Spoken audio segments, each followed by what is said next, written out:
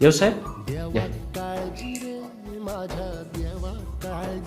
साहेब ते बंदुकीच्या परवान्यासाठी अर्ज केला होता, तुम्ही कागदपत्र मागवले होते काही.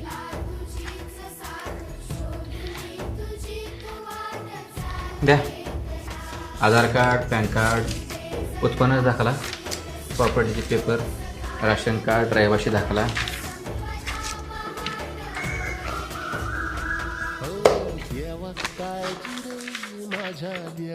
तुमचं उत्पन्न फार कमी आहे की हो? नाही, मी उत्पन्न कमीच आहे साहेब, गरीब माणूस आहे मी. उत्पन्न कमी आहे. व्यवसाय काय करता?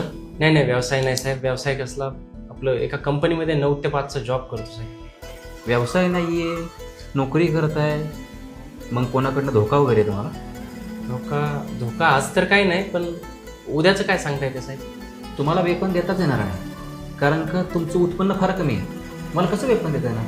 तुम्ही पात्र नाही यासाठी. अहो साहेब, मी 2 मुलींचा बाप आहे, आणि मुलींचा बाप असणं ही सगळ्यात मोठी पात्रता पाहिजे आजच्या काळामध्ये बंदूक देण्यासाठी. खरं तर मी माझ्या मुलीला बंदूक देणार होतो, पण ती फार छोटी हो, 4 वर्षाची, म्हणून स्वतःसाठी मागतो.